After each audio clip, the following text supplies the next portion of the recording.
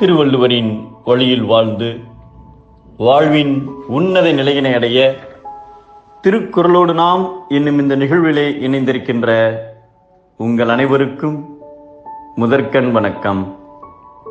குறள் எண் 38, அதிகாரம் அரண் வலியுறுத்தல். ஓர் அரசன் தனது நாட்டில் இல்லை என்று வந்தவர்க்கெல்லாம் நாள்தோறும் அள்ளி அள்ளி கொடுத்து பேரும் புகழும் பெற்றார். ஒரு நாள் இவ்வுலகை விட்டு மறைந்தார். அவர் செய்த புண்ணியத்தால் அவர் சொர்க்கம் சென்றடைந்தார். அங்கே இன்பமாக பல ஆண்டுகள் கழிந்ததும் ஒரு நாள் மேலுலகத் தலைவன் அவரிடம், உனது புண்ணிய செயல்களின் பலன் முடிந்துவிட்டன, இனி நீ பூலோகத்தில் மறுபிறவி எடுத்து உன் வாழ்வை கழிக்கலாம் என்றார். நான் இங்கேயே இருந்துவிட முடியாதா என்று கேட்டார் அந்த அரசர்.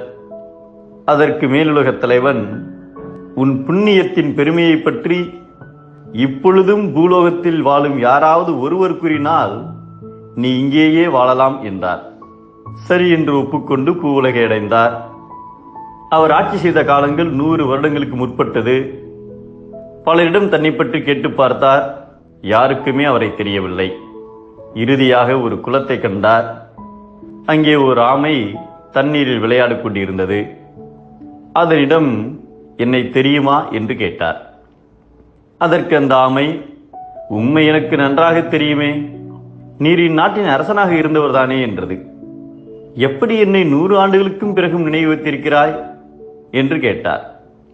நீங்கள் தானே இக்குலத்தை உண்டாக்கி அதில் எங்களை வாழச் செய்தீர்கள் என்று சொன்னது ஆமை. நான் இந்த குலத்தை வெட்டவே இல்லையே என்றார் அரசர். அவரது பதிலை கேட்டு சிரித்த ஆமை, நீர் பிறருக்கு தானமாக கொடுத்த பசுமாடுகளை பலர் இவ்வழியாகத்தான் ஓட்டிச் சென்றனர். ஆயிரக்கணக்கான மாடுகளுக்கு தண்ணீர் தேவைப்பட்டதால் ஒரு பள்ளம் வெட்டினர். அது இன்று குளமாகிவிட்டது. ஆகவே இக்குலம் உண்டாக நீங்கள்தானே காரணம் என்றது ஆமை. இதை கேட்டு மகிழ்ச்சி அடைந்த அரசன் மேலுலகத் தலைவனிடம் சென்று ஆமை கூறியதை கூறினார்.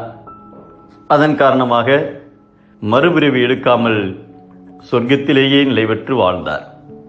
ஒருவர் ஒவ்வொரு நாளும் அறம் செய்தால் அதுவே அவரது அடுத்த பிறவியை அடைக்கின்ற கல்லாகும் என்பதை வீழ்நாள் படாமை நன்று ஆற்றின் அகுதொருவன் வாழ்நாள் வழியடைக்கும் கல் என்கிறார் நம் தெய்வப்புலவர் திருவள்ளுவர்.